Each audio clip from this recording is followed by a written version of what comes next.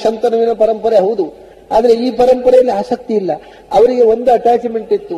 ಬಾಕ್ಲೀಕ ರಾಜ ಬದುಕಿದ್ದಾನೆ ಈಗಲೂ. ಅವನು ಶಂತನುವಿನ ಅಣ್ಣ, ತಮ್ಮ ಮಗ ಭೀಷ್ಮ ಅಂತ.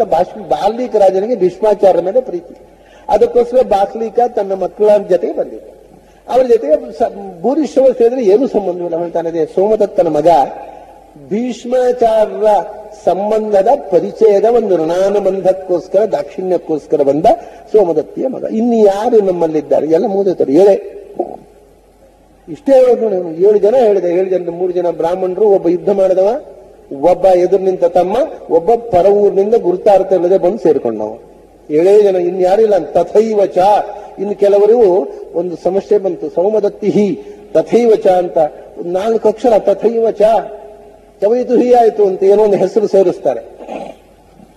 ಅಲ್ಲಿ ತಥೈವಚನೇ ಇರ್ಬೇಕು. ಯಾಕೆಂದ್ರೆ ಇದು ನ್ಯೂಮರಾಲಜಿ. ಅಲ್ಲಿ 11 ಹೆಸರು ಇರಬೇಕು, ಇಲ್ಲಿ 7 ಹೆಸರು ಇರಬೇಕು, ಇಲ್ಲಿ ತಥೈವಚಾನೇ ಇರಬೇಕು. ತಥೈವಚ ಅಂತ ಯಾಕೆ ಬಂತು ಗೊತ್ತಾ? ಅದಕ್ಕೆ ಅರ್ಥ ಉಂಟು. ಸುಮ್ಮನೆ ಚವೈತು ಹಿ ಅಲ್ಲ, ತಥೈವಚ ಹಾಗೆಯೇ ಅಂತಲ್ಲ, ಚಿಂತನೆ ಅಲ್ಲ ಅದು. ಭವಾನ್ ಭೀಷ್ಮಶ್ಚ ಕರ್ಣಶ್ಚ ಕೃಪಸ್ಯ ಸಮಿತಿಂದೇಯ ಅಶ್ವತ್ಥಾಮ ವಿಕರ್ಣಶ್ಚ. ಇವರೆಲ್ಲ ಹೇಗೆಯೋ ನಮಗೆ ಉಪಯೋಗಕ್ಕೆ ಬೀಳುವರಲ್ಲವೋ, ಸೌಮದತ್ತಿಶ್ಚ ತಥೈವ. ಸೌಮದತ್ತಿ ವೀರ, ನಿಜವಾಗಿ ವೀರ. ಆದರೆ ಅವನು ನಮಗೂ ಉಪಯೋಗ ಬೀಳುವನಲ್ಲ. ಯಾಕಂದ್ರೆ ನಮ್ಮ ಮೇಲೆ ಆಸಕ್ತಿಯಿಂದ ಬಂದವನಲ್ಲ. ಇಷ್ಟು ಒಂದೊಂದು ಶಬ್ದದಲ್ಲಿ ಎಷ್ಟು ಸ್ಪಷ್ಟವಾಗಿದೆ ನೋಡಿ. ಅವನ ಡಿಸ್ಕಂಟೆಂಟ್ಮೆಂಟ್, ಡಿಸಪಾಯಿಂಟ್ಮೆಂಟ್ ಎಲ್ಲ ಮಡುಗಟ್ಟಿ ಬರುತ್ತೆ ಒಂದೊಂದು ಅಕ್ಷರದಲ್ಲಿ. ಸೌಮದತ್ತಿ ತಥೈವಚ. ಅಲ್ಲಪ್ಪ ಇನ್ನೂ ಇಲ್ಲವೇನು? ಆಮೇಲೆ ಮಾತ್ಕೊಳ್ಳಿ. ಅನ್ಯೇಚ ಬಹವ ಶೂರಾಹ ಮದರ್ಥೇ ತ್ಯಕ್ತ ಜೀವಿತಾಹ. ಇದ್ದಾರಪ್ಪ, ತುಂಬಾ ಜನ ಇದ್ದಾರೆ ನನಗೋಸ್ಕರ ಸಾಯಲಿಕ್ಕೆ ಬಂದವರು. ಅದು ಸ್ವರವೇ ಬೇರೆ ತರ ಆಗತ್ತೆ. ಅನ್ಯೇಚ ಬಹವ ಶೂರಾಹ. ಹೌದೌದು, ಭಾರಿ ಭಾರಿ ಶೂರರೆಲ್ಲ ಇದ್ದಾರೆ. ಮದರ್ಥೇ ತ್ಯಕ್ತ ಜೀವಿತಾಹ. ಈ ಶಬ್ದ ಬಹಳ ವಿಚಿತ್ರ. ಅದು ಮದರ್ಥೇ ತ್ಯಕ್ತ ಜೀವಿತಾಹ ಅಂತಂದ್ರೆ ನನಗೋಸ್ಕರ ಜೀವ ಕೊಡ್ಲಿಕ್ಕೂ ಸಿದ್ಧರಾದವರು ಒಂದರ್ಥ. ಅದು ಧ್ವನಿ, ಅದು ಹಂಗೂ ಇದೆ. ನನಗೋಸ್ಕರ ಜೀವ ಕೊಡಬಲ್ಲವರು ಹೌದು, ಆದ್ರೆ ಏನು ಉಪಯೋಗ? ನನಗೋಸ್ಕರ ಜೀವ ಕೊಡ್ಲಿಕ್ಕೆ ಬಂದವರು, ಅವರು ಸಾಯ್ಲಿಕ್ಕೆ ಬಂದವರು, ಏನು ಉಪಯೋಗ? ಅನ್ಯೇಚ ಭವಶೂರಾಹ ಮದರ್ಥೇ ತ್ಯಕ್ತ ಜೀವಿತಾಹ. ನನಗೋಸ್ಕರ ಜೀವ ಕೊಟ್ಟು ಸಾಯ್ತಾರೆ ಪಾಪ, ಏನು ಉಪಯೋಗ ಇಲ್ಲ. ಯಾರು ಕೂಡ ನನ್ನನ್ನು ಗೆಲ್ಲಿಸುವವರಿಲ್ಲ, ನನ್ನನ್ನು ಉಳಿಸುವವರಿಲ್ಲ ಅಂದ್ರೆ ಸುಪ್ತ ಪ್ರಜ್ಞೆಯಲ್ಲಿ ಅವನಿಗೆ ಈ ಭಾವನೆ ಬಂದ್ಬಿಟ್ಟಿದೆ ನೋಡಿ. 18 ದಿವಸದ ಮೊದಲು ನನ್ನನ್ನು ಉಳಿಸುವವರು ಯಾರೂ ಇಲ್ಲ, ಎಲ್ಲ ಹೊರಟು ಹೋಗುತ್ತೆ, ನನ್ನನ್ನು ಯಾರೂ ಕೈ ಹಿಡಿಯುವವರಿಲ್ಲ, ನಾನು ಅಸಹಾಯಕ ಅಂತ ಅನ್ನೋ ಭಾವನೆ ಬಂದ್ಬಿಡ್ತದೆ. ಅನ್ಯೇಚ ಭವಶೂರಾಹ ಮದರ್ಥೇ ತ್ಯಕ್ತ ಜೀವಿತ. ಆಮೇಲೆ ಎಲ್ಲ ನಾನಾ ಶಸ್ತ್ರ ಪ್ರಹರಣ ಸರ್ವೇ ಯುದ್ಧ ವಿಶಾರದಾ. ಎಲ್ಲರೂ ಅಸಾಧಾರಣ. ಒಬ್ಬೊಬ್ರು ವಿವಿಧ ವಿಧವಾಗಿರತಕ್ಕಂಥ ಆಯುಧಗಳನ್ನು ಪ್ರಯೋಗಿಸಬಲ್ಲವರು, ಎಲ್ಲರೂ ಯುದ್ಧದಲ್ಲಿ ವಿಶಾರದರು. ಏನಿದ್ರೆ ಏನು ಉಪಯೋಗ? ನನ್ನ ಪಾಲಿಗೆ ಯಾರೂ ಇಲ್ಲ ಅನ್ನುವ ಮಟ್ಟಕ್ಕೆ ಬರ್ತಾನೆ ನೋಡಿ. ಇಷ್ಟು ಹೇಳಿ ಮುಂದಿನ ಶ್ಲೋಕ. ಆದ್ದರಿಂದ ಏನು? ಅಪರ್ಯಾಪ್ತಂ. ನೋಡಿ ಈ ಶ್ಲೋಕ, ಈ ಕಾಂಟೆಕ್ಸ್ಟ್ ಅಲ್ಲಿ ಈ ಶ್ಲೋಕ ನೋಡಿ. ಎಲ್ಲಾ ಜನರು ತಪ್ಪು. ಇದನ್ನು ಇಂಗ್ಲಿಷ್ನಲ್ಲಿ ಅನುವಾದ ಮಾಡಿದ್ದಾರೆ, ಕನ್ನಡದಲ್ಲಿ ಅನುವಾದ ಮಾಡಿದ್ದಾರೆ, ಸಂಸ್ಥೆಯಲ್ಲಿ ಟೀಕೆ ಬರೆದಿದ್ದಾರೆ. ಎಷ್ಟು ಹೊಲಸಾಗಿ ಅನುವಾದ ಮಾಡ್ತಾರೆ ಈ ಶ್ಲೋಕವನ್ನ. ಅಪರ್ಯಾಪ್ತಂ ತದಸ್ಮಾಕಂ ಬಲಂ ಭೀಷ್ಮಾಭಿರಕ್ಷಿತಂ.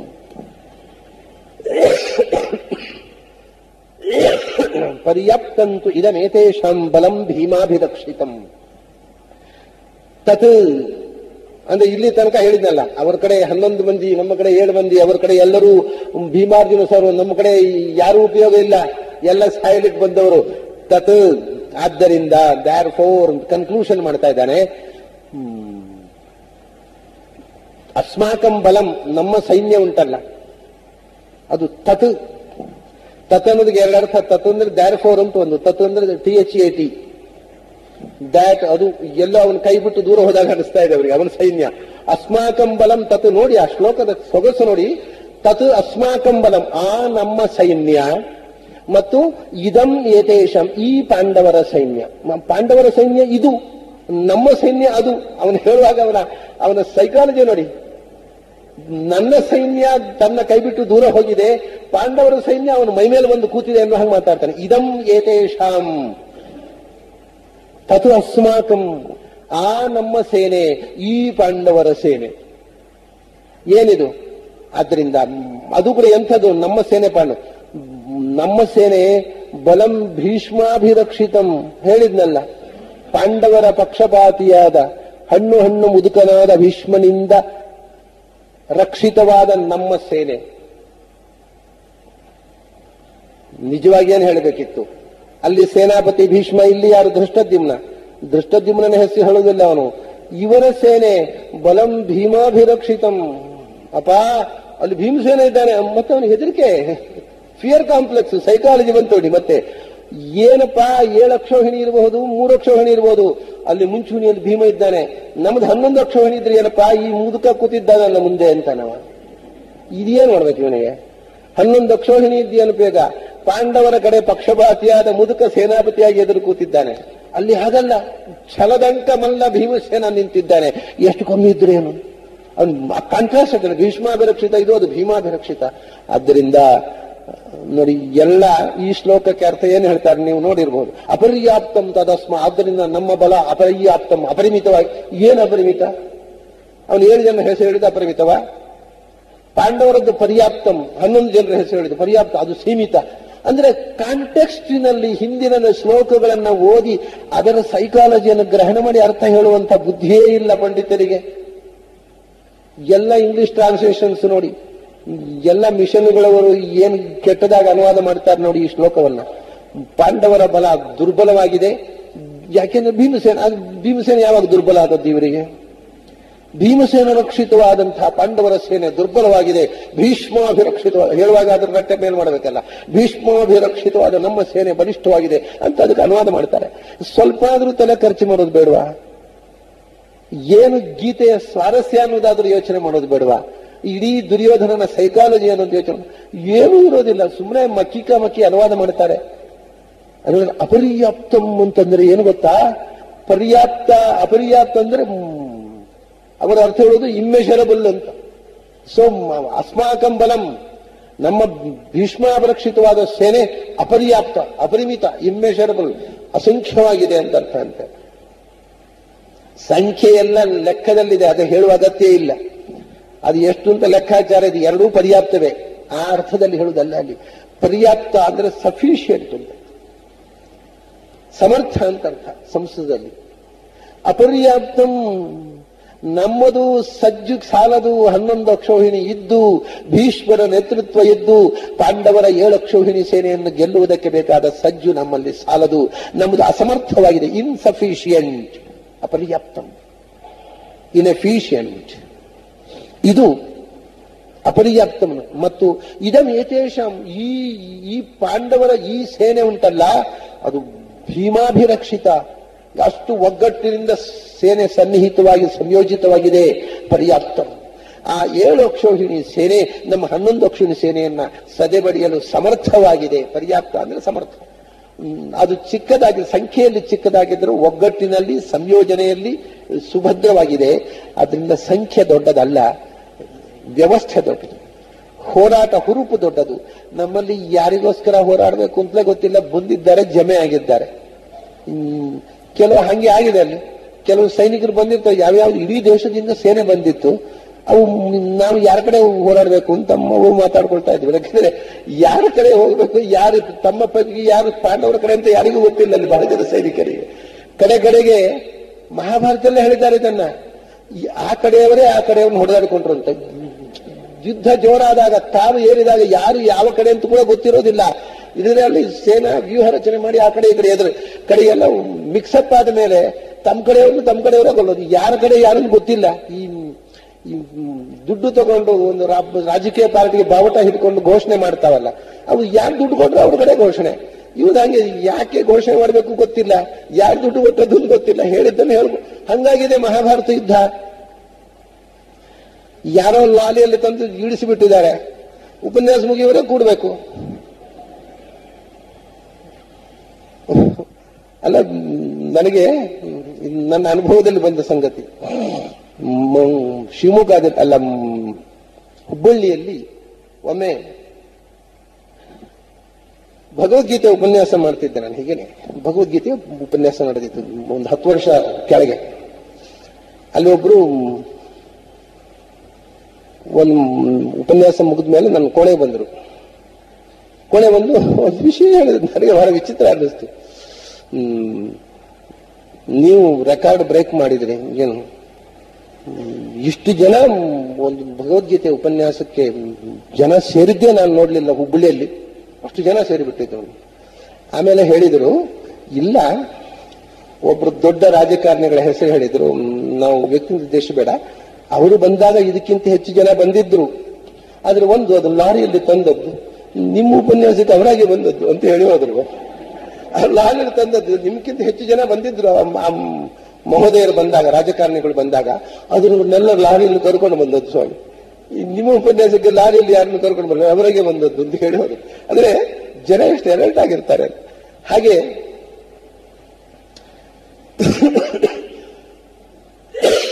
ಅಪರ್ಯಾಪ್ತಂ ತದಸ್ಮಾಕಂ ಬಲಂ ಭೀಷ್ಮಾಭಿರಕ್ಷಿತಂ ಪರ್ಯಾಪ್ತಂತು ಇದಮೇತೇಷಾಂ ಬಲಂ ಭೀಮಾಭಿರಕ್ಷಿತಂ. ಸಂಖ್ಯೆ ಅನ್ನೋದು ಮಹತ್ವದ್ದಲ್ಲ. ಅದರಿಂದ ಅವನಿಗೆ ಏನಾಗಿದೆ, ಈಗ 7 ಅಕ್ಷೋಹಿಣಿ ಅನ್ನೋದು 11 ಅಕ್ಷೋಹಿಣಿಗಿಂತ ದೊಡ್ಡ ಸಂಖ್ಯೆಯಾಗಿ ಕಾಣ್ತಾ ಇದೆ. ಎಷ್ಟು ಜನ ಇದ್ರೆ ಏನು, ಒಗ್ಗಟ್ಟಿನಲ್ಲಿ ಹೋರಾಡಬಲ್ಲವರು ಅವರು. ನಮ್ದು ವಿಕ್ಷಿಪ್ತ, ಯಾರು ಏನು ಎಂತೋ, ಯಾರಿಗೋಸ್ಕರ ಹೋರಾಡಬೇಕು, ಯಾರಿಗೂ ಯಾವ ಆಸಕ್ತಿಯೂ ಇಲ್ಲ. ದ್ರೋಣಾಚಾರ್ಯರಿಗೆ ಆಸಕ್ತಿ ಇಲ್ಲ, ಭೀಷ್ಮಾಚಾರ್ಯರಿಗೆ ಆಸಕ್ತಿ ಇಲ್ಲ, ಕೃಪಾಚಾರ್ಯರಿಗಿಲ್ಲ. ಕರ್ಣ ಯುದ್ಧ ಮಾಡುವುದಿಲ್ಲ ಅಂತ ಆಸಕ್ತಿ ಇದ್ದವ ದೂರ ಹೋಗಿ ಕೂತಿದ್ದಾನೆ. ಶಲ್ಯ ಪಾಂಡವರ ಕಡೆಗೆ ಹೋಗಬೇಕಾದವ ದಾರಿ ತಪ್ಪಿ ಯಾವುದೋ ಒಂದು ದಾಕ್ಷಿಣ್ಯಕ್ಕೆ ಒಳಬಿದ್ದು ನನ್ನ ಉಪಚಾರಕ್ಕೆ ಬದ್ಧನಾಗಿ ಈ ಕಡೆ ಬಂದವ, ಅವನಿಗೆ ಆಸಕ್ತಿ ಇರುತ್ತಾ? ನೋಡಿ ಅವನ ಪರಿಸ್ಥಿತಿ ನೋಡಿ. ಅವನ ಸೇನಾಪತಿಗಳಲ್ಲಿ ಶಲ್ಯ, ಶಕುನಿ, ಇವರದು ನಕುಲ ಸಹದೇವರ ಸೋದರ ಮಾವ, ಮಾದ್ರಿ ಅಣ್ಣ. ಅವನು ಪಾಂಡವರ ಕಡೆ ಬರಬೇಕು ಅನ್ನವ, ಅಕಸ್ಮಾತ್ ಆಗಿ ದುರ್ಯೋಧನನ ಆತಿಥ್ಯಕ್ಕೆ ಸಿಕ್ಕಿಬಿದ್ದು ಅವನ ಕಡೆಗೆ ಹೋದವ. ಅವನಿಗೆ ಮಾನಸಿಕವಾಗಿ ಹೆಂಗಿರ್ಬೇಕು, ದುರ್ಯೋಧನ ಗೆಲ್ಲಬೇಕು ಅಂತ, ದುರ್ಯೋಧನ ಕಡೆಯವ್ರಿಗೆ ಗೆಲ್ಲಬೇಕು ಅಂತ, ತಮ್ಮ ತಂಗಿ ಮಕ್ಕಳು ಸಾಯ್ಬೇಕು ಅಂತ ಇರುತ್ತಾ, ಅವನು ಯುದ್ಧ ಮಾಡ್ತಾ ದೇವರೇ ಪಾಂಡವರಿಗೆ ಜಯ ಕೊಡು, ದೇವರೇ ಪಾಂಡವ. ಇದು ದುರ್ಯೋಧನನ ದುರಂತ ಅಂದ್ರೆ ಒಂದೆರಡು. ಅದೇ ಹೇಳಿದವನು, ನಮ್ಮಲ್ಲಿ ಪ್ರತಿಯೊಬ್ಬರು ಒಳಗಿನಿಂದ ಪಾಂಡವರ ಕ್ಷೇಮ ಚಿಂತನೆ ಮಾಡಿಕೊಂಡು ನನ್ನ ಕಡೆಗೆ ಯುದ್ಧಕ್ಕೆ ನಿಂತಿದ್ದಾರೆ. ಎಲ್ಲಿದೆ ಒಗ್ಗಟ್ಟು? ನನಗೆ ನನ್ನ ಸಂಖ್ಯಾಬಲದಿಂದ ನಾನು ಗೆಲ್ಲುವುದು ಹೌದು. ಅವರಲ್ಲಿ ಹಾಗಲ್ಲ, ಎಷ್ಟು ಜನ ಇದ್ದಾರೋ ಅಷ್ಟು ಅಖಂಡವಾಗಿ ಒಗ್ಗಟ್ಟಿನಲ್ಲಿ ಹೆಗಲಿಗೆ ಹೆಗಲು ಕೊಟ್ಟು ನಿಂತಿದ್ದಾರೆ ನಮ್ಮ ವಿರುದ್ಧ ಹೋರಾಡಲಿಕ್ಕೆ, ಮಾರ್ಗದರ್ಶನ ಕೊಡಲಿಕ್ಕೆ. ಈ ಕಾಲದ ಸರ್ವಶ್ರೇಷ್ಠ ವೀರನಾದ ಭೀಮಸೇನ ಇದ್ದಾನೆ. ಯಾಕಂದ್ರೆ ಭೀಮಸೇನ ಸರ್ವಶ್ರೇಷ್ಠ ವೀರ ಅಂತ ನಾವು ಹೇಳೋದಲ್ಲ, ಅದು ದುರ್ಯೋಧನನದ್ದೇ ಮಾತು. ಅದಕ್ಕೆ ಅವನು ಭೀಷ್ಮಾಚಾರ್ಯಗೆ ಎದುರಾಗಿ ಭೀಮಸೇನ ಹೆಸರು ಹೇಳೋದು. ಇಲ್ಲದ ದೃಷ್ಟದ ಹೇಳ್ಬೋದಿತ್ತು. ಹೇಳ್ತಾರೆ ಅವನು, ಇದು ಭೀಮಸೇನನ ಬಗ್ಗೆ ದುರ್ಯೋಧನನೇ ಮಹಾಭಾರತದಲ್ಲಿ ಹೇಳಿದ ಮಾತು. ಯಾವಾಗ ಅಂದ್ರೆ ಕೀಚಕ ಸತ್ತಾಗ, ಕೀಚಕ ಸತ್ತ ಅಂತ ಸುದ್ದಿ ಬಂದಾಗ, ಪಾಂಡವರು ಎಲ್ಲಿದ್ದಾರೆ ಗೊತ್ತಿಲ್ಲ, ಆದ್ರೆ ಕೀಚಕ ಸತ್ತ ಅಂತ ಸುದ್ದಿ ಬಂದಿದೆ ಅಂತ ಅವನು ಸ್ಪೈ, ಇವರು ಗೂಢಚಾರರು ಬಂದು ವರದಿ ಕೊಡ್ತಾರೆ. ಆಗ ಇವನು ಹೇಳ್ತಾನೆ, ಕೀಚಕ ಸತ್ತಿದ್ರೆ ಹಾಗಾದ್ರೆ ಅಲ್ಲಿ ಪಾಂಡವರು ಇರ್ಲಿಲ್ಲ? ಇಲ್ಲ. ಮತ್ತೆ ಅಲ್ಲಿ ಗಂಧರ್ವರು ಅಂತ ಯಾರೋ ಇದ್ದಾರಂತೆ, ಹೌದಾ? ಹಾಗಾದ್ರೆ ಅವರೇ ಪಾಂಡವರು ಅಂತಾನೆ.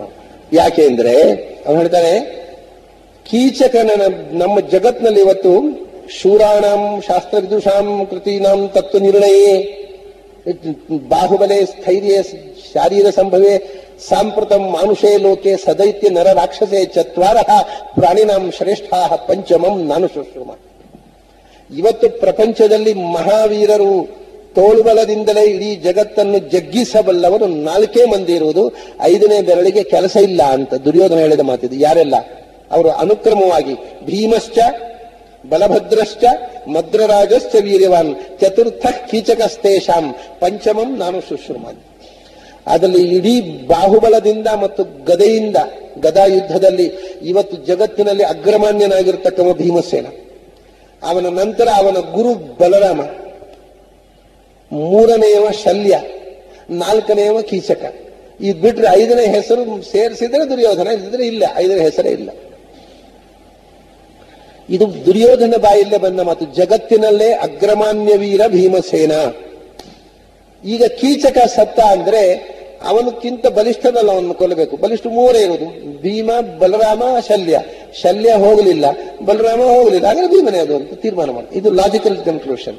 ಹಾಗೆ ಭೀಮಸೇನನ ಬಗ್ಗೆ ದುರ್ಯೋಧನನಿಗೆ ಇದ್ದ ಚಿತ್ರ ಇದು.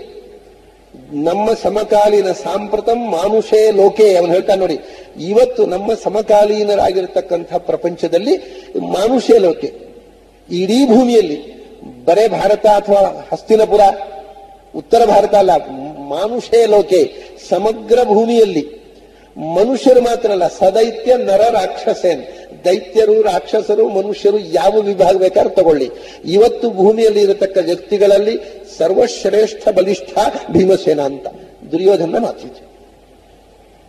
ಅದರಿಂದಲೇ ಅವನಿಗೆ ಮೊದಲು ನೋಡಿದಾಗ ಎಲ್ಲರೂ ನೋಡಿದ್ರು ಭೀಮಾರ್ಜುನ ಸಮಾಹ ಇತಿ. ಕೊನೆಗೆ ಅವನು ಹೇಳ್ತಾನೆ, ಅಂಥ ಭೀಮನಿಂದ ರಕ್ಷಿತವಾದ ಸೇನೆ ಪಾಂಡವರದ್ದು, ನಾವು ಹೇಗೆ ಗೆಲ್ಲೋದಪ್ಪ ಅದನ್ನ?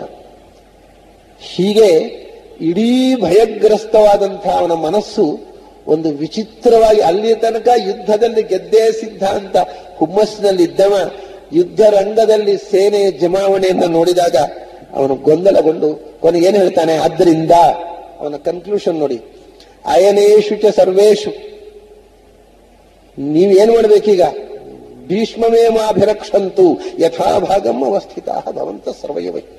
ಅದರಿಂದ ನಾವೀಗ ಭೀಷ್ಮಾಚಾರ್ಯರನ್ನು ಮುಂದೆ ಇಟ್ಟಾಗಿದೆ, ಅವರನ್ನ ಸೇನಾಪತಿಯಾಗಿ.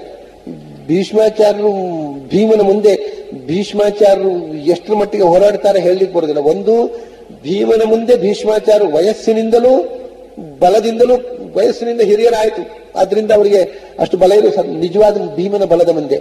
ಎರಡನೆಯದಾಗಿ ಭೀಷ್ಮಾಚಾರ್ಯರಿಗೆ ಅಂತತಃ ಭೀಮನ ಮೇಲೆ ಪ್ರೇಮ ಇದೆ, ಪ್ರೀತಿ. ಯುದ್ಧ ಮಾಡದೆ ಕೂತರು ಅವರು. ಇದು ನಮ್ಮ ಸಮಸ್ಯೆ ಅಂತಾನೆ. ಅದರಿಂದ ಅಯನೇಶು ಚ ಸರ್ವೇಶು, ಪ್ರತಿಯೊಂದು ಅಯನಗಳಲ್ಲಿ, ಅಯನ ಅಂದ್ರೆ ಶತ್ರುಗಳು ಈ ವ್ಯೂಹ ರಚನೆ ಮಾಡಿರ್ತಾರಲ್ಲ, ಎಲ್ಲಿ ಶತ್ರುಗಳು ಒಳಗೆ ನುಗ್ಗಬಹುದೋ ಅಂಥ ಆಯಕಟ್ಟು ಪ್ರದೇಶಗಳು, ಎಲ್ಲಿ ಎಂಟ್ರಿ ಇದೆ ಅಲ್ಲಿ ಗಟ್ಟಿ, ಅಲ್ಲಿ ನುಗ್ಗಿ ಒಳಗೆ ಬಂದ್ಬಿಡ್ತಾರೆ. ಒಳಗೆ ಬಂದುಬಿಟ್ರೆ ಕೋಟೆ ಒಳಗೆ ಲಗ್ಗೆ ಹೊಡಿತಾರೆ. ಎಲ್ಲಿ ಕೋಟೆಯಿಂದ ಅವರು ಚಕ್ರವ್ಯೂಹ ರಚನೆಯನ್ನು ವ್ಯೂಹ ರಚನೆ ಮಾಡಿರ್ತಾರೆ, ಆ ಭದ್ರವಾದ ವ್ಯೂಹವನ್ನು ಮುರಿದು ಒಳಕ್ಕೆ ಬರಬಹುದಾದ ಪ್ರವೇಶ ದ್ವಾರಗಳಿರ್ತಾರೆ. ಆ ಪ್ರವೇಶ ದ್ವಾರಗಳಲ್ಲಿ ಅವರು ಒಳಗೆ ಬರದಂತೆ ಶತ್ರುಗಳು, ಅಯನೇಶು ಚ ಸರ್ವೇಶು, ನೀವೆಲ್ಲರೂ ಕೂಡ ಪಾಪ ನಮ್ಮ ಭೀಷ್ಮಾಚಾರ್ಯನ ಸ್ವಲ್ಪ ನೋಡ್ಕೊಳ್ಳಿ, ಇದು ನಂಜಿದು, ನಮ್ಮ ಮುದುಕ ಭೀಷ್ಮಾಚಾರ್ಯನ ಸ್ವಲ್ಪ ನೋಡ್ಕೊಳ್ಳಿ, ಅಂದ್ರೆ ಆ ಮುದುಕ ಪ್ರಾಮಾಣಿಕವಾಗಿ ಯುದ್ಧ ಮಾಡ್ತಾನೋ ಇಲ್ವೋ ಅಂತಲೂ ನೋಡ್ಕೊಳ್ಳಿ. ಯಥಾಭಾಗಂ ಅವಸ್ಥಿತಾ, ನೀವು ಎಲ್ಲೆಲ್ಲಿ ನಿಲ್ಲಬೇಕು ಅಲ್ಲಲ್ಲಿ ನಿಂತುಕೊಂಡು, ಯಾವ್ಯಾವ ಜಾಗದಲ್ಲಿ ನಿಲ್ಲಬೇಕು ಅದನ್ನು ಹಂಚಿಕೊಂಡು ನಿಂತುಕೊಂಡು. ಇಲ್ದಿ ಈ ಮಾತು ಯಾರ ಹತ್ರ ಹೇಳ್ಬೇಕಿತ್ತವ? ಭೀಷ್ಮಾಚಾರ್ಯ ಹತ್ರ ಹೇಳ್ಬೇಕಿತ್ತು, ಸೇನಾಪತಿಗಳ ಹತ್ರ. ಸೇನಾಪತಿಗಳ ವಿರುದ್ಧ ದ್ರೋಣಾಚಾರ್ಯ ಎತ್ತಿ ಕಟ್ತಾನೆ. ಎಂಥ ಬುದ್ಧಿ ನೋಡಿ ಅವನದು. ಭೀಷ್ಮಮೇವ ಅಭಿರಕ್ಷಂತು, ನೀವೆಲ್ಲರೂ ನಮ್ಮ ಮುದುಕನನ್ನು ರಕ್ಷಣೆ ಮಾಡ್ರಪ್ಪ, ನಂಜಿದು ನನ್ನನ್ನೆಲ್ಲ ಭೀಷ್ಮಾಚಾರ್ಯನ ಸ್ವಲ್ಪ ಚೆನ್ನಾಗಿ ನೋಡ್ಕೊಳ್ಳಿ. ಭವಂತ ಸರ್ವಯವಹಿ, ನಿಮಗೆ ಆ ಮುದುಕ ಮುಖ್ಯ, ನಾನು ಎಲ್ಲಿ ಮುಖ್ಯ? ಹೀಗೆ ಪ್ರತಿಯೊಂದು ನೋವಿನ ಮಾತಿದು, ಪ್ರತಿಯೊಂದಲ್ಲೂ ನೋವಿದೆ, ಪ್ರತಿಯೊಂದಲ್ಲೂ ನಂಜಿದೆ, ಪ್ರತಿಯೊಂದಲ್ಲೂ ಅಪಸ್ವರ ಇದೆ. ವಿಚಿತ್ರವಾದ ಧ್ವನಿಯಲ್ಲಿ ಮಾತಾಡಿದ. ಇಡೀ ದುರ್ಯೋಧನನ ಒಂದು ಸೈಕಾಲಜಿ ಇಷ್ಟು ಶ್ಲೋಕಗಳಲ್ಲಿ ಸೆರೆ ಹಿಡಿದು ನಮ್ಮ ಮುಂದೆ ಇಡುತ್ತದೆ ಭಗವದ್ಗೀತೆ. ಆಗ ಪಕ್ಕದ ಇದೆಲ್ಲ ಕೂತಿದ್ದಾರೆ ಭೀಷ್ಮಾಚಾರ್ಯ, ಅದರ ಪಕ್ಕದ ಶಿಬಿರದಲ್ಲಿ ಭೀಷ್ಮಾಚಾರ್ಯ ಅಲ್ಲೇ ಇದ್ದಾರೆ. ಯುದ್ಧರಂಗ ಅದು, ಅದೇನು ಅರಮನೆಯ ಕೋಣೆಯಲ್ಲಿ ಕೀಲ ಹಾಕಿ ಗುಟ್ಟಿನಲ್ಲಿ ಮಾತಾಡಿಕೊಂಡ ರಹಸ್ಯ ಸಂಭಾಷಣೆ ಅಲ್ಲ. ಭಯನೇ ಅಷ್ಟು. ಇದನ್ನು ಕೇಳಿದಾಗ ಮುದುಕನಿಗೆ ಎಷ್ಟು ನೋವಾಗಬೇಕ್ರಿ. ತನ್ನ ಆತ್ಮಸಾಕ್ಷಿಗೆ ವಿರುದ್ಧವಾಗಿ ತಾನು ಹುಟ್ಟಿ ಬಂದ ಮನೆತನದ ರಾಜಾಜ್ಞೆಗೆ ಋಣಕ್ಕೆ ಬದ್ಧನಾಗಿ ತನ್ನ ಅಂತರಂಗದ ಇಚ್ಛೆಗೆ ವಿರುದ್ಧವಾಗಿ ಹೋರಾಡ್ತಾರೆ. ತಾನು ಪ್ರೀತಿಸಿದ ತನ್ನ ಮೊಮ್ಮಕ್ಕಳ ವಿರುದ್ಧ ಹೋರಾಟಕ್ಕೆ ಪ್ರಾಮಾಣಿಕವಾಗಿ ನಿಂತಾಗ ಈ ಮತ್ತೊಬ್ಬ ಮೊಮ್ಮಗ ಈ ಅಜ್ಜನನ್ನು ನಂಬಲಿಕ್ಕೆ ಬರುವುದಿಲ್ಲ ಅಂತಂದ್ರೆ ಮನಸ್ಸಿಗೆ ಎಷ್ಟು ನೋವಾಗಬಹುದು ಆ ಮುದುಕನಿಗೆ. ಅದಾಗಿದೆ ಭೀಷ್ಮಾಚಾರ್ಯನಿಗೆ. ಆಗ ಭೀಷ್ಮಾಚಾರ್ಯರು ತನ್ನ ನೋವನ್ನು ನುಂಗಿ ಆ ಮೊಮ್ಮಗನ ನೋವು ಪರಿಹಾರ ಮಾಡಲಿಕ್ಕೆ ಪ್ರಯತ್ನ ಮಾಡಿದರಂತೆ. ತಸ್ಯ ಸಂಜನೆಯನ್ನ ಹರ್ಷಂ ಕುರುವೃದ್ಧ ಪಿತಾಮಹ ಸಿಂಹನಾದಂ ವಿನದ್ಯ ಉಚ್ಚೈಹಿ ಶಂಖಂ ದಧ್ಮೋ ಪ್ರತಾಪವಾನ್.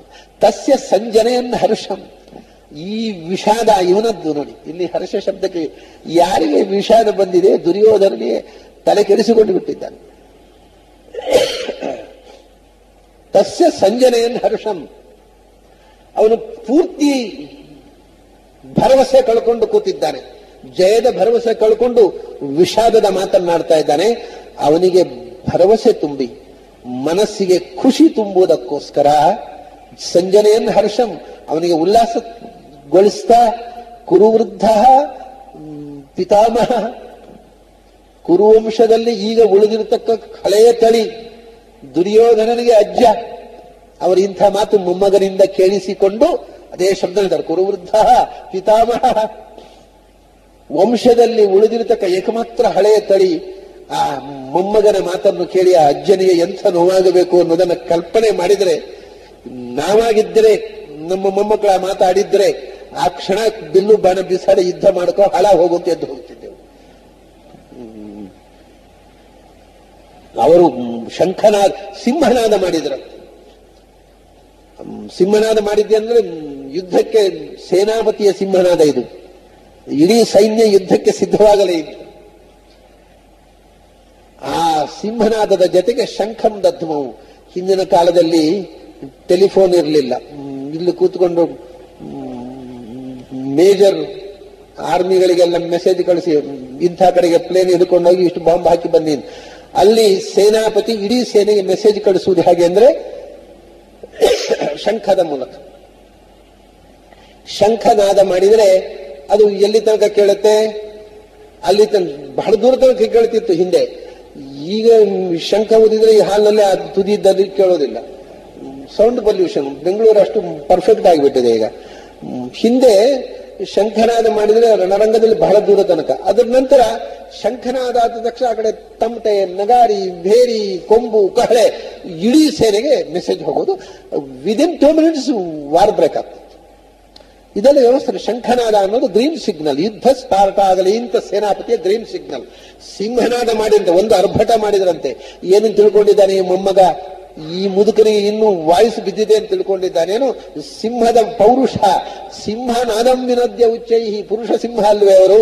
ಶಂಖಂ ದಧ್ಮಂ ಪ್ರತಾಪವಾನ್, ಮಹಾಪ್ರತಾಪಿ. ಎಂಥ ಪ್ರತಾಪಿ ಅಂತಂದ್ರೆ ಕೃಷ್ಣನಿಗೆ ಅಗ್ರ ಪೂಜೆ ಮಾಡುವಾಗ ಅದನ್ನ ಪ್ರತಿಭಟನೆ ಮಾಡಿದಾಗ ಒಂದು ಮಾತು ಹೇಳ್ತಾನೆ ಶಿಶುಪಾಲ, ನೀವು ಮುದುಕ ಅಂತ ಬಿಟ್ಟದ್ದು ನಾವು, ಇಲ್ದಿರೋ ಒಂದು ಕೈ ನೋಡ್ತಿದ್ದೆವು. ಪಾಪ ಮುದುಕ ಯಾಕೆ ಇದ್ದುಕೊಳ್ಳಿ ಅಂತ ಬಿಟ್ರೆ ನಿಮ್ದು ಬಹಳ ಅತಿ ಆಯ್ತು ಅಂತ ಹೇಳ್ತಾನೆ. ನಾವು ಬಿಟ್ಟದ್ರಿಂದ ನೀವು ಬದುಕಿರೋದು ಅಂತ. ಇಚ್ಛತಾಂ ಕಿಲ ನಾಮಾಹಂ ಜೀವಾಮ್ಯೇಷಾಂ ಮಹೀಕ್ಷಿತಾಂ. ತಕ್ಷಣ ಭೀಷ್ಮಾಚಾರ್ಯ ಎದ್ದು ನಿಲ್ತಾರೆ. ಅವರ ಅದಟು, ಅವರ ಪೌರುಷ. ಓಹೋ, ನೀವೆಲ್ಲ ಪಾಪ ಮುದುಕ ಬದುಕಿರ್ಲಿ ಅಂತ ಬಿಟ್ಟದ್ರಿಂದ ನಾನು ಬದುಕಿರೋದೇನು ಅಂತ ಕೇಳ್ತಾರೆ. ಇಚ್ಛತಾಂ ಕಿಲ ನಾಮಾಹಂ ಜೀವಾಮಿ ಯೇಷಾಂ ಮಹೀಕ್ಷಿತಾಂ. ಇಲ್ಲಿ ಸೇರಿರತಕ್ಕ ಈ ದೇಶದ ಎಲ್ಲ ಮಹಾರಾಜರುಗಳು ಅನುಕಂಪೆಯಿಂದ ನನ್ನನ್ನು ಬದುಕಗೊಟ್ಟದ್ದರಿಂದ ನಾನು ಬದುಕಿರುವುದೇನು. ಸೋಹಂ ನಗನಯಾಮ್ಯೇತಾನ್ ತೃಣೇನಾಪಿ ಮಹೀಕ್ಷಿತ. ಹಾಗಿದ್ದರೆ ನೋಡಿ ಬಿಡೋಣ ಒಂದು ಕೈ. ನಾನು ನಿಮ್ಮೆದುರೇ ಕೃಷ್ಣನಿಗೆ ಅಗ್ರ ಪೂಜೆ ಮಾಡ್ತೇನೆ, ನಿಮ್ಮನ್ನ ಒಂದು ಹುಲ್ಲು ಕಡ್ಡಿಗೂ ಲೆಕ್ಕಕ್ಕೆ ತಗೊಳ್ಳೋದಿಲ್ಲ. ತಾಕತ್ತಿದ್ದವರು ಎದ್ದು ನಿಲ್ಲಿ ಎಂದರು. ಒಬ್ಬ ಪಿಳ್ಳೆ ಎದ್ದು ನಿಲ್ಲಲಿಲ್ಲ ಭೀಷ್ಮಾಚಾರ್ಯರು. ಅದರಿಂದ ಆ ಮುದುಕನ ಪ್ರತಾಪ ಮಾತ್ರ ಅದಕ್ಕೆ ಮುಪ್ಪು ಬಂದಿರಲಿಲ್ಲ. ಕುರುವೃದ್ಧ ಪ್ರತಾಪವಾನ್, ಮಹಾವೀರ. ಅವರ ಪ್ರತಾಪವನ್ನ ಸದುಪಯೋಗ ಪಡಿಸಿಕೊಳ್ಳುವ ಭಾಗ್ಯ ಕುರುವಂಶಕ್ಕೆ ಸಿಗಲಿಲ್ಲ, ದುರ್ಯೋಧನಿಗೆ ಬರಲಿಲ್ಲ ಅಷ್ಟೆ. ಭಾರಿ ದೊಡ್ಡ ಜೀವ. ಆದರೆ ಕೊನೆ ತನಕವೂ ತನ್ನ ಅಂತರಂಗಕ್ಕೆ ವಿರುದ್ಧವಾಗಿ, ಆತ್ಮಸಾಕ್ಷಿಗೆ ವಿರುದ್ಧವಾಗಿ ತನ್ನ ವ್ಯಕ್ತಿತ್ವವನ್ನು ಕಳ್ಕೊಂಡು ಬದುಕಿ ಸತ್ತ ಜೀವ. ಎಂಥ ದೊಡ್ಡ ಜೀವ. ಕೊನೆ ತನಕೂ ಅವರಿಗೆ ತನ್ನ ವ್ಯಕ್ತಿತ್ವದ ಅಭಿವ್ಯಕ್ತಿ ಇಲ್ಲದೆ ಸತ್ತರು. ಯಾರ್ಯಾರಿಗೋ ಬದುಕಿ ಸತ್ತರು. ಅಂತಹ ತನ್ನ ಜೀವನದ ಸುಖವನ್ನೇ, ತನ್ನ ಸಾಮ್ರಾಜ್ಯ, ತನ್ನ ಮದುವೆಯಾಗಿ ಹೆಣ್ಣಿನ ಜೊತೆಗೆ ಸಂಸಾರ ಮಾಡತಕ್ಕ ಸುಖ ಭಾಗ್ಯ ಎಲ್ಲವನ್ನು ತೊರೆದು ಯಾವುದು ಸಿಂಹಾಸನಕ್ಕೋಸ್ಕರ.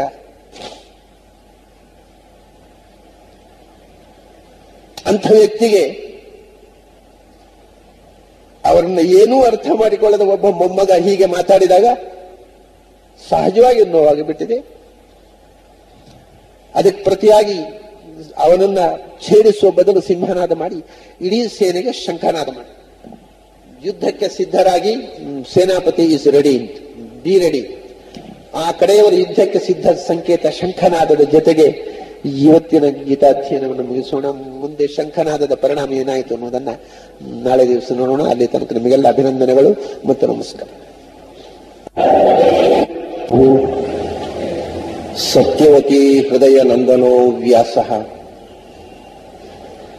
ಯಸ್ಯ ಹಾಸ್ಯ ಕಮಲ ಗಲಿತಂ ವಾಂಗ್ಮಯಂ ಅಮೃತಂ ಜಗತ್ ಪಿಬತಿ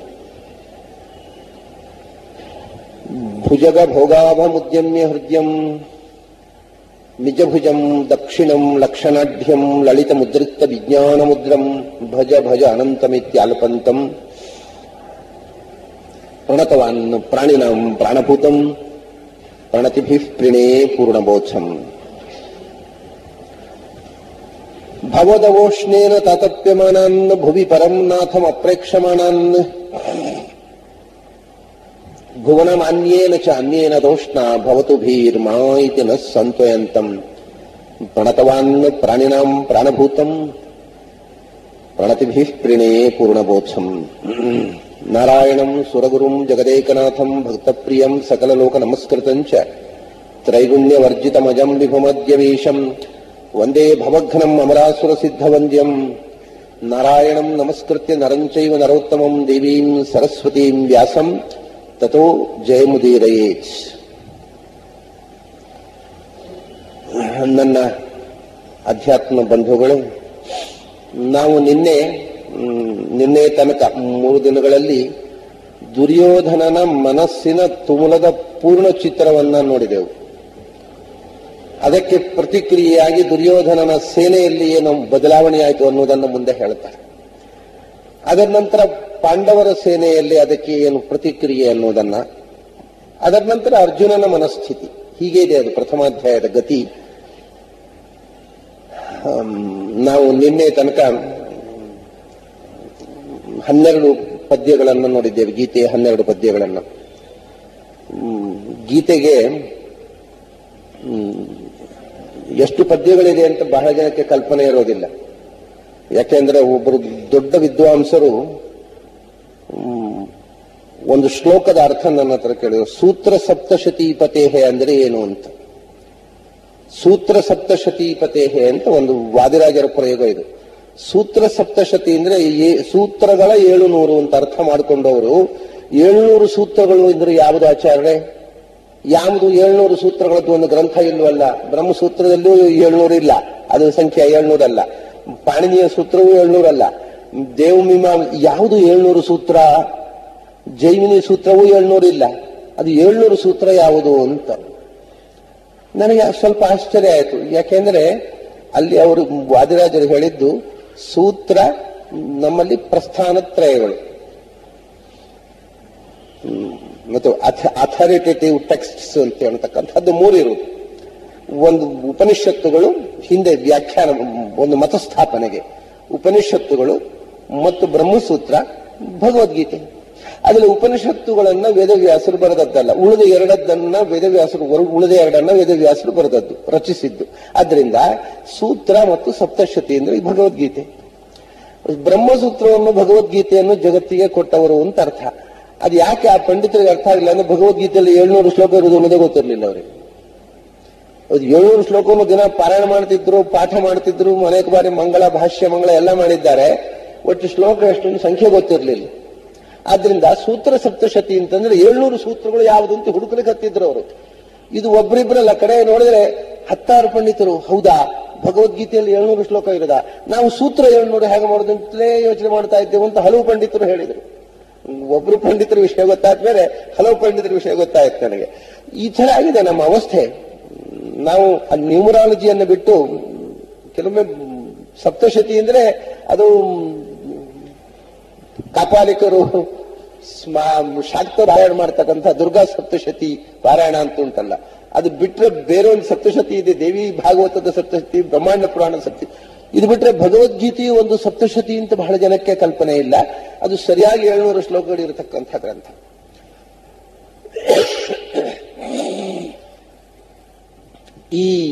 ಅದರ ಪ್ರಥಮಾಧ್ಯಾಯದಲ್ಲಿ 47 ಶ್ಲೋಕಗಳಿವೆ. ಆ 47ರಲ್ಲಿ ನಾವು 3 ದಿವಸಕ್ಕೆ 12 ಶ್ಲೋಕಗಳನ್ನು ನೋಡಿದೆವು. ಇನ್ನು 6 ದಿವಸ ಉಳಿದಿದೆ, 35 ಶ್ಲೋಕ ಉಳಿದಿದೆ. ಈ ಮುಂದಿನ ಭಾಗ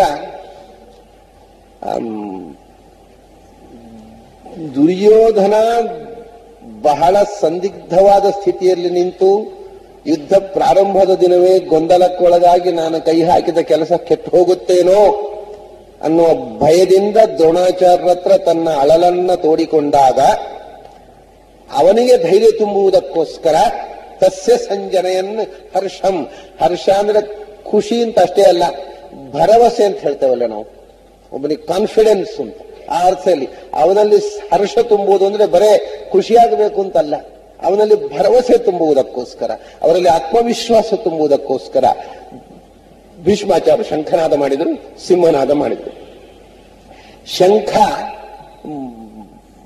ಯಾವಾಗಲೂ ಶಂಖದ್ದು ಒಂದು ಮಹತ್ವ ಇದೆ. ಶಂಖನಾದವನ್ನೇ ನಾನು ನಿನ್ನೆ ಹೇಳಿದೆ, ದೂರದ ಸಂದೇಶ ಕೊಡ್ಲಿಕ್ಕೋಸ್ಕರ. ಕೃಷ್ಣ ದ್ವಾರಕೆಯಿಂದ ಪಾಂಡವರ ಹತ್ರ ಬರ್ತಿದ್ದ, ಹಸ್ತಿನಪುರಕ್ಕೆ ಅಥವಾ ಅವರ ಇಂದ್ರಪ್ರಸ್ಥಕ್ಕೆ. ಅಲ್ಲಿ ಬಂದ್ರೆ ಅಲ್ಲಿ ಇದ್ಬಿಡೋನು, 6 ತಿಂಗಳು 1 ವರ್ಷ ಅಲ್ಲಿ ಇದ್ಬಿಡೋನು. ಆವಾಗ 1 ವರ್ಷಗಳ ಕಾಲ ಅಲ್ಲಿ ದ್ವಾರಕೆಯಲ್ಲಿ ಕೃಷ್ಣನ ಕಾಯುವನು. ಇವನು ಹಸ್ತಿನಪುರದಿಂದ ಹೊರಟು ದ್ವಾರಕೆ ಹೋಗಿದ್ರೆ ಅಲ್ಲಿ ಇದ್ಬಿಟ್ರೆ ಇಲ್ಲಿ ಇವರು ಕಾಯೋರು. ಇಲ್ಲೊಂದ್ 2-3 ವರ್ಷ, ಅಲ್ಲೊಂದ್ 2-3 ವರ್ಷ, ಹೀಗೆ ಅತ್ತ ಹೋಗಿ ಬರ್ತಾ ಇದ್ದ ಕೃಷ್ಣ. ಯಾಕಂದ್ರೆ ಇಬ್ಬರಿಗೂ, ಪಾಂಡವರಿಗೂ ಕೃಷ್ಣನನ್ನು ಬಿಟ್ಟಿರೋಲ್ರು ಅವರು, ಯಾದವರಿಗೂ ಕೃಷ್ಣ ಬಿಟ್ಟು ಇರಲಾರು.